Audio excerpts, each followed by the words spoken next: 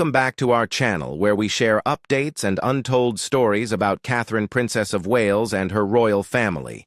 Today we bring you some news. Catherine and Anne lead, heartbreaking funeral. King William's first public act stuns all. The ascension of King William V. The official announcement of King William V's accession to the throne of the United Kingdom of Great Britain and Northern Ireland was a moment rich in history, but it signified the start of a new age. The proclamation issued by the gathered members of the Lords Spiritual and Temporal, the House of Commons, and representatives of the realms and territories confirmed William's legitimate position as ruler by divine grace.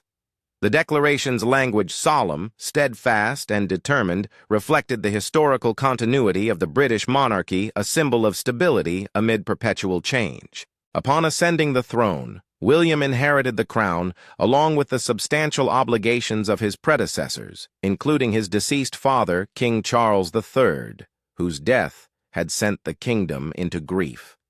The declaration signified the beginning of a new era for the monarchy, characterized by continuity and development.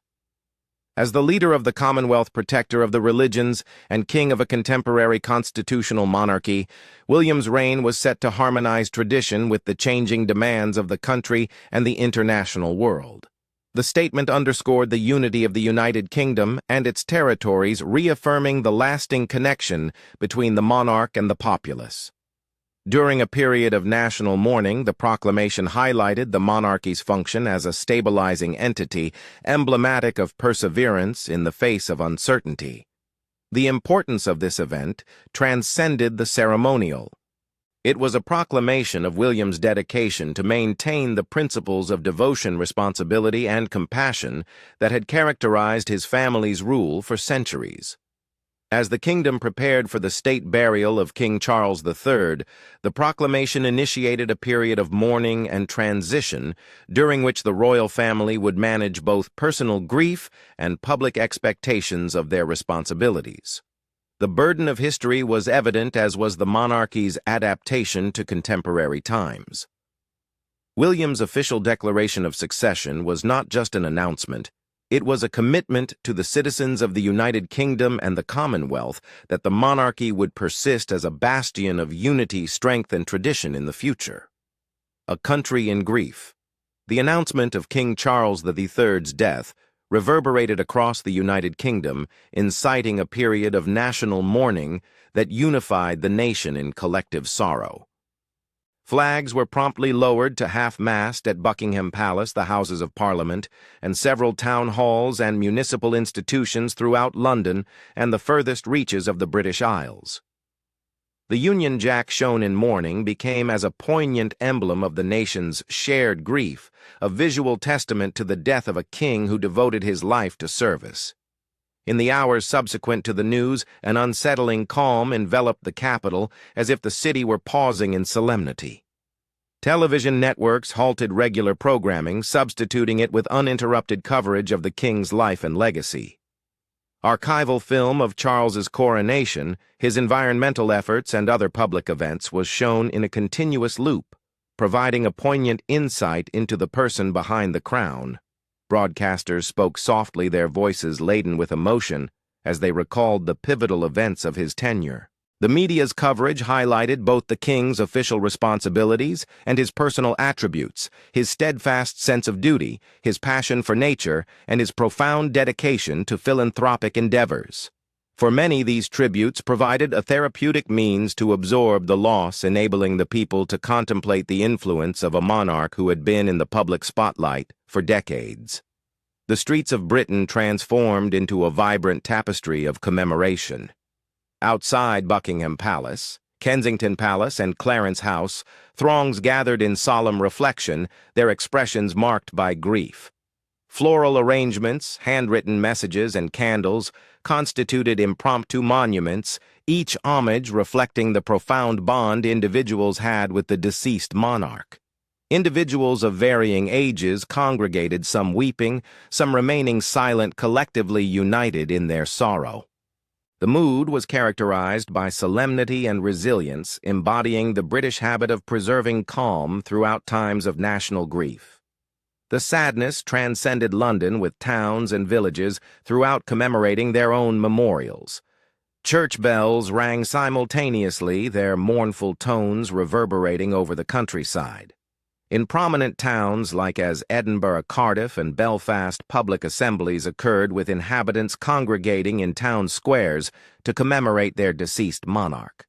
The grieving period, carefully orchestrated under Operation Many Bridge, guaranteed a smooth handover of power while allowing the people to mourn.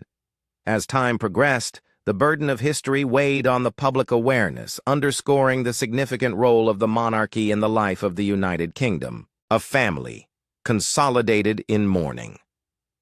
Amidst the splendor of royal tradition, the royal family confronted the profound personal loss of King Charles III with a blend of grief, fortitude, and subdued courage. The days after his death were characterized by profound sadness, alleviated only by each other's presence. King William V, just crowned, had the combined responsibility of guiding the kingdom in grief while grappling with his own deep sorrow. Individuals around the palace said that after his father's death, William convened his brothers and children in an intimate environment, seeking comfort in collective reminiscences. With a voice laden with passion, he articulated Charles's steadfast sense of obligation, his affection for the natural environment, and the serene moments of warmth that characterized their connection. His comments, however, infused with melancholy, underscored the lasting impact left by his father. Princess Anne, recognized for her resolute character, became a cornerstone of support within the family. After assisting her mother, Queen Elizabeth II, during her dying days, she now assumed a like position for her brother. Attendees remembered her leadership in managing the family's arrangements, facilitating a dignified transition from grieving to public event. Her presence provided confidence, while her realism served as a stabilizing influence among emotional turmoil. Anne's connection with Charles was profound, grounded on common experiences and a reciprocal dedication to responsibility.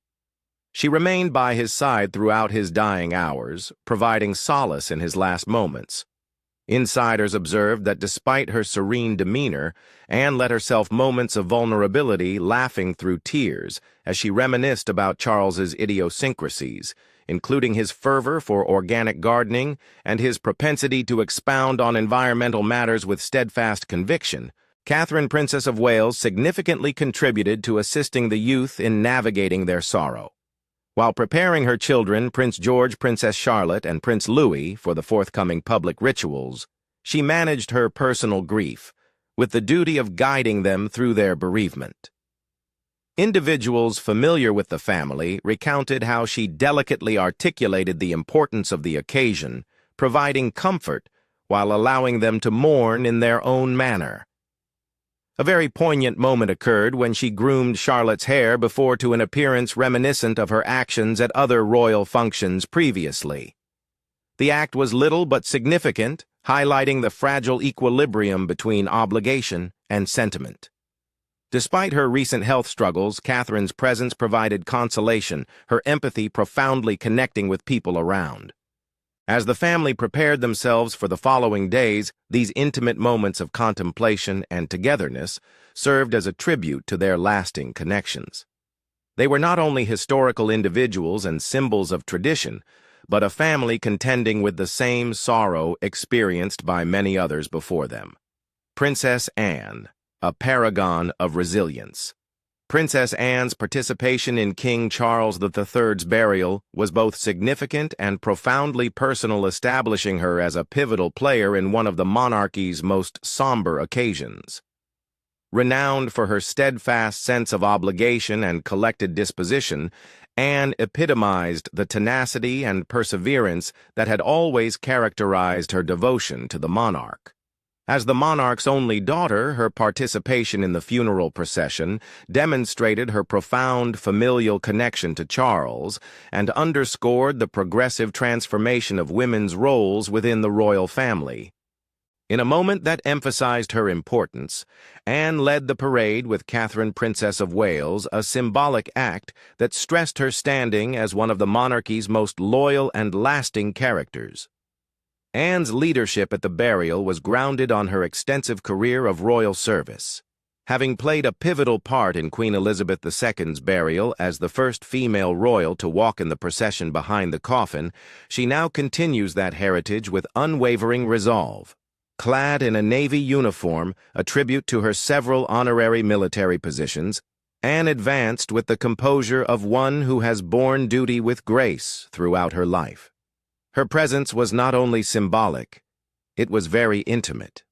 She remained by Charles's side throughout his dying moments, providing solace in his last hours, and now she stood at the forefront of his goodbye, ensuring that his legacy was commemorated with the respect and gravity it deserved. In addition to the public expression of grief, Anne's responsibilities included the behind-the-scenes management of the royal family's logistics. Individuals familiar with the palace characterized her as the family's cornerstone, maintaining traditions while offering emotional support when necessary. She organized the family's agenda, ensuring that each member was ready for the next days, and enabled periods of solitude for private grieving. Her capacity to reconcile the exigencies of etiquette with the profound feelings of grief made her an essential presence in the aftermath of Charles's demise. One of the most significant events of Anne's participation in the burial was her vigil during the king's laying in state.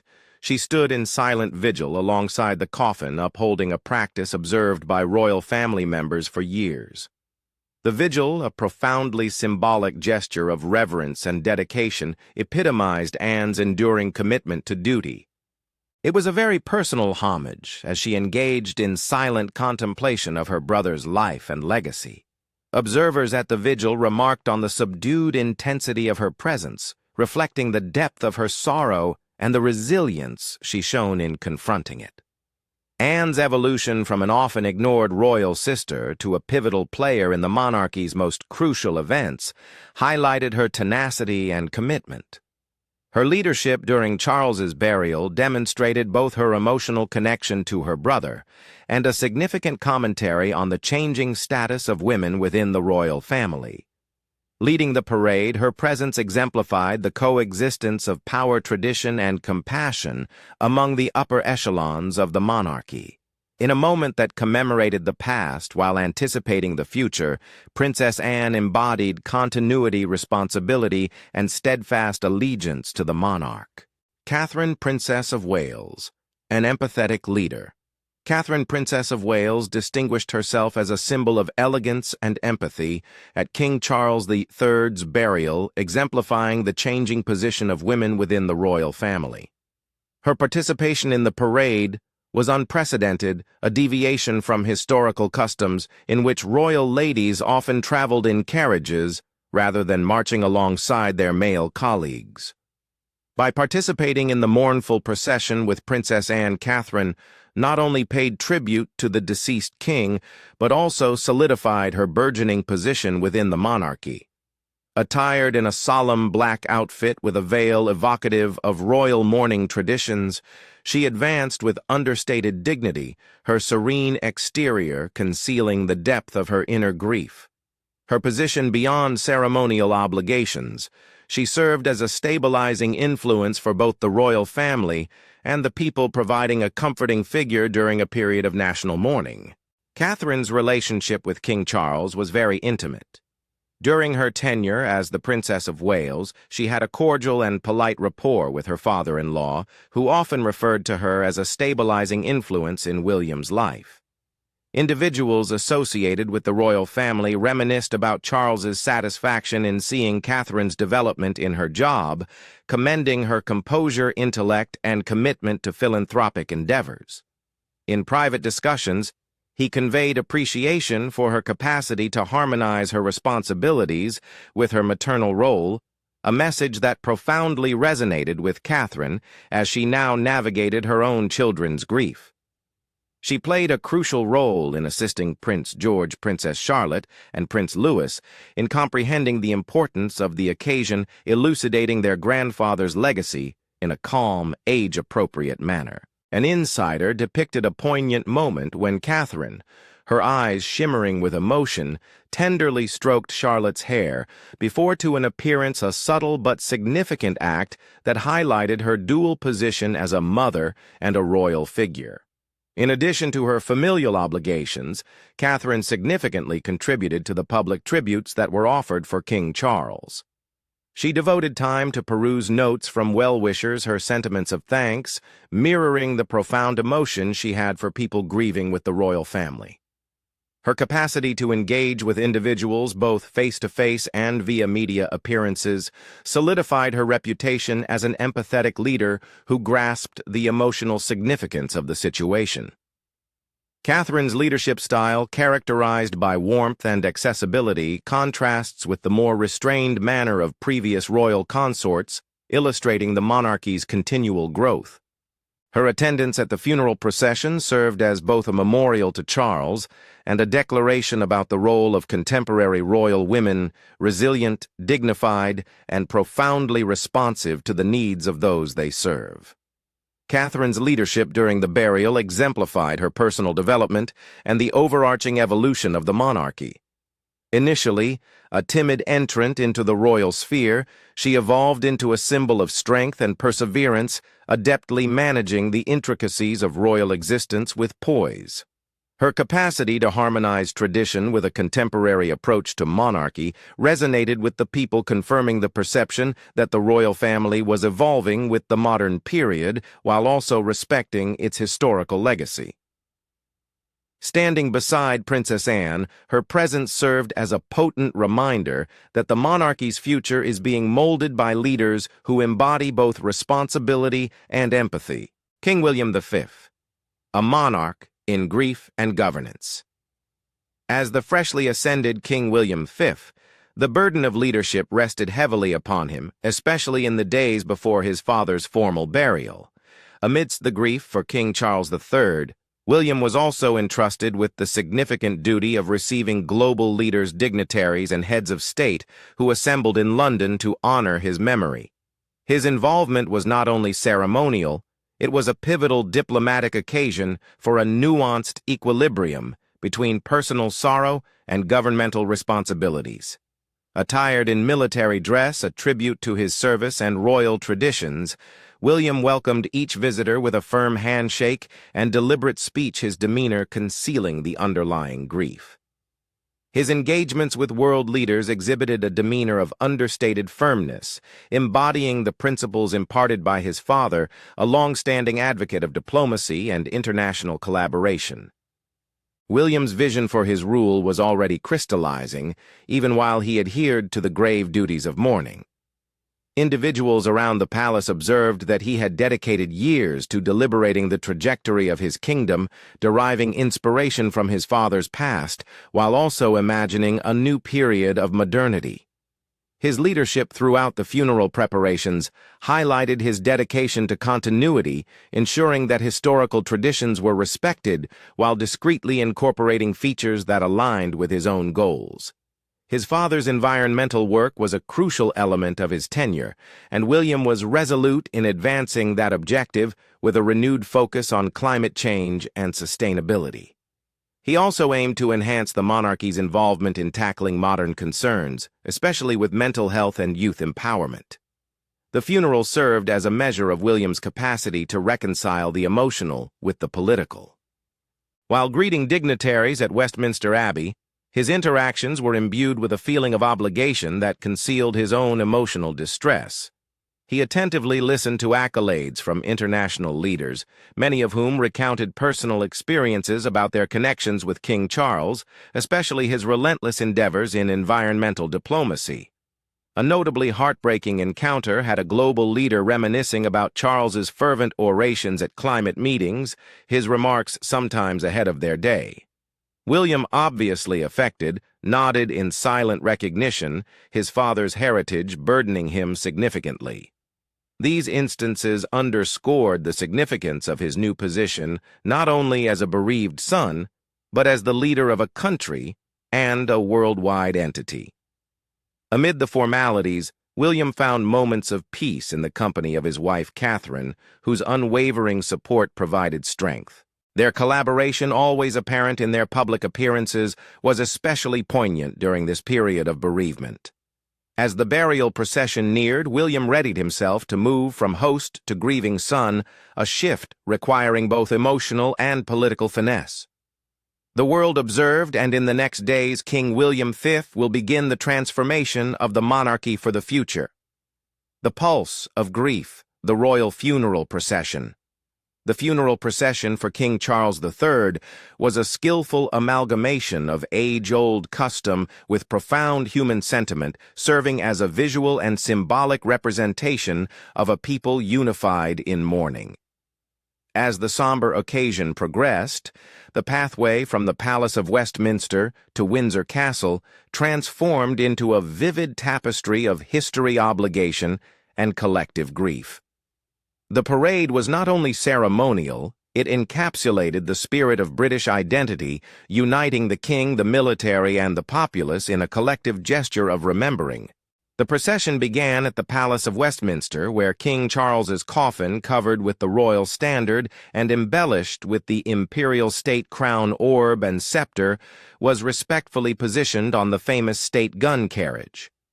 Driven by a committed contingent of 98 Royal Navy sailors, accompanied by an additional 40 walking behind to act as brakes, the carriage bore the weight of the monarch's remains and the nation's grief. The measured, intentional motion of the gun carriage recalled memories of previous royal farewells, serving as a sad reminder of the monarchy's enduring continuity, despite significant loss.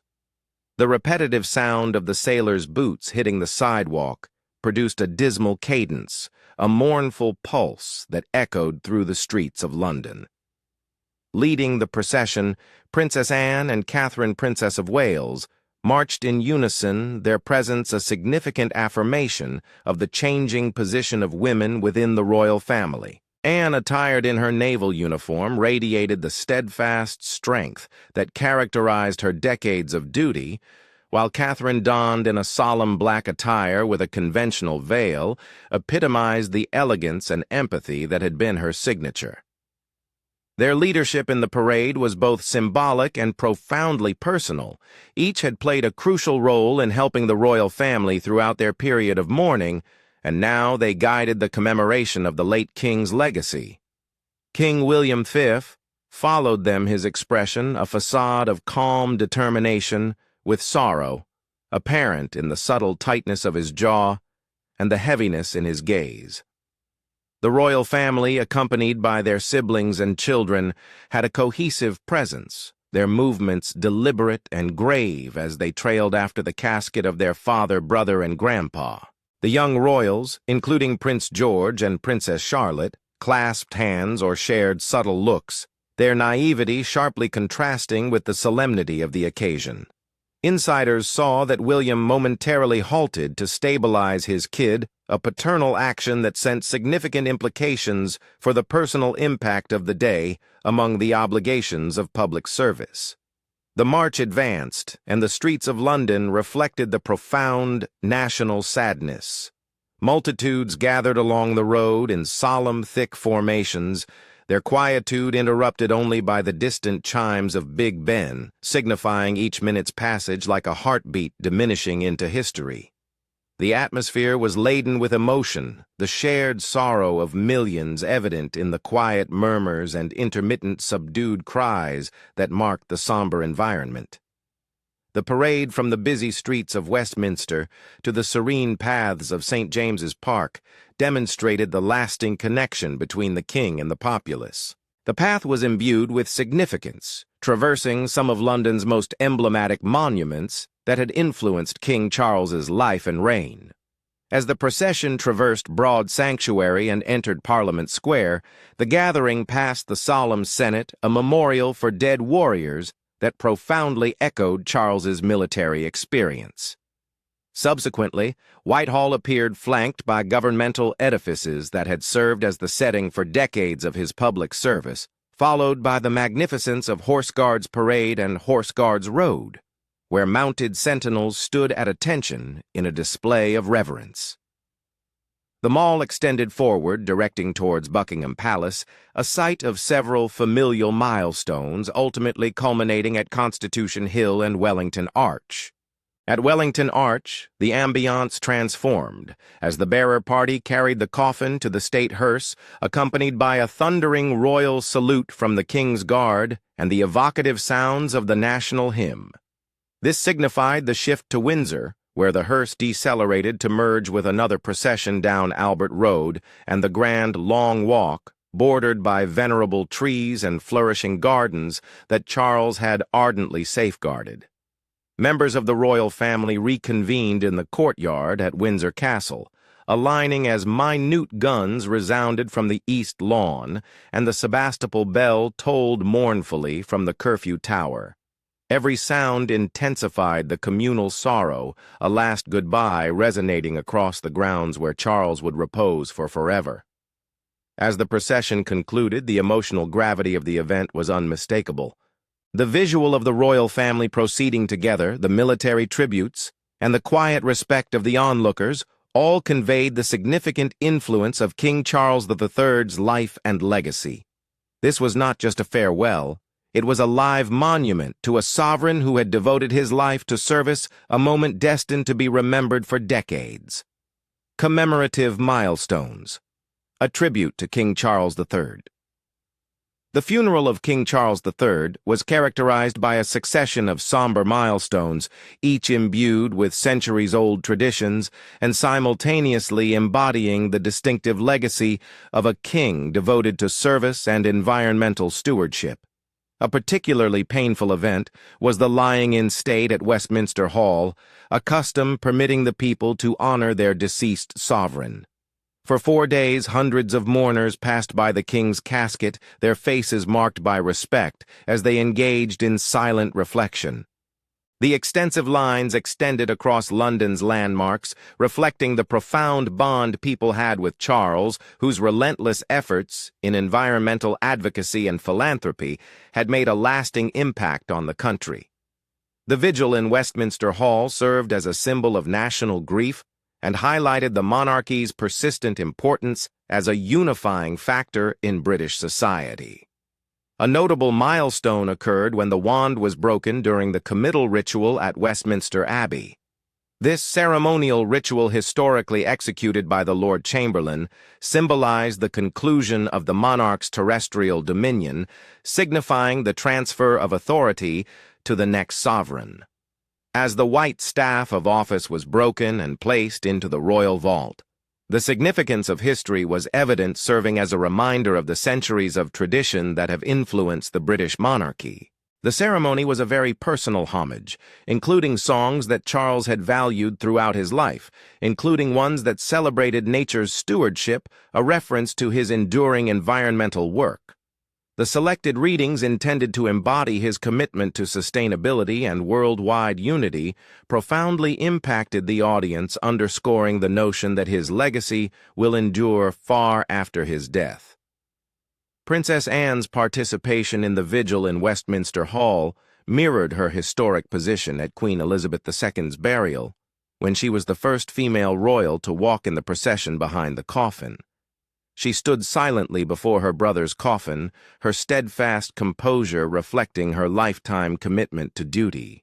Her presence was not only symbolic but very personal, as she commemorated the memory of a man who had been both a sovereign and a sibling.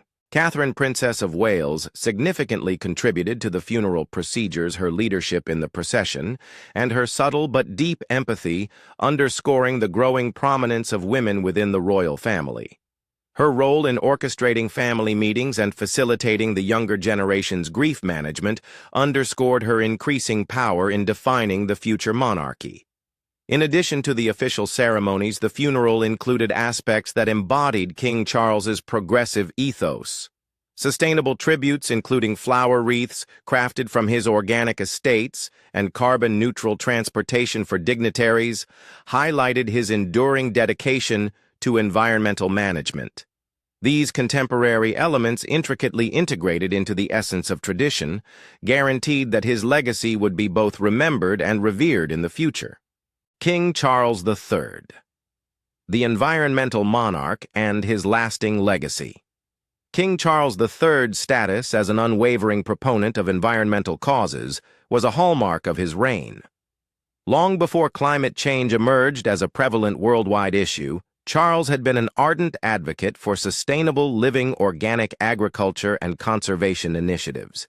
His fervor for environmental issues was profoundly personal, stemming from his love for nature and his conviction that mankind had a responsibility to save the world for posterity. From the start of his public career, he advocated for programs aimed at reconciling economic advancement with environmental stewardship, often positioning himself ahead of his contemporaries in promoting ideas that several global leaders subsequently adopted.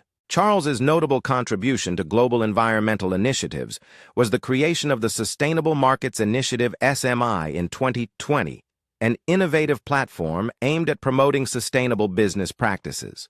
The core of the SMI was the Terra Carta, a charter delineating a framework for transitioning to a more sustainable global economy. The project included global leaders, business executives, and environmental specialists, all striving to incorporate environmental accountability into economic decision-making. Charles envisioned sustainability as a basic idea rather than a specialist issue directing industry and trade. His efforts in this domain garnered extensive acclaim, especially among youthful activists and environmental groups who saw him as an exceptional global personality eager to use his power for significant change. In addition to legislation and campaigning, Charles actively managed environmental stewardship. His dedication to organic farming was apparent in his efforts at Highgrove House, where he innovated sustainable agricultural techniques and advocated for the advantages of organic food, far before it gained widespread acceptance. His fervor for biodiversity was evident in his endorsement of global conservation initiatives, including the protection of endangered species and the restoration of damaged ecosystems. His participation in these initiatives was not only symbolic. He actively collaborated with scientists, environmentalists, and indigenous tribes, recognizing that environmental management required cooperation across borders and disciplines.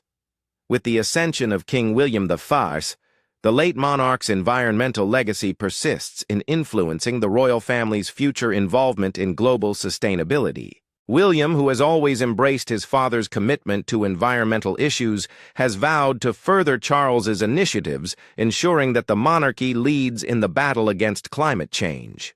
The Sustainable Markets Initiative is anticipated to progress under his leadership, including new tactics designed to expedite the transition to a more sustainable economy.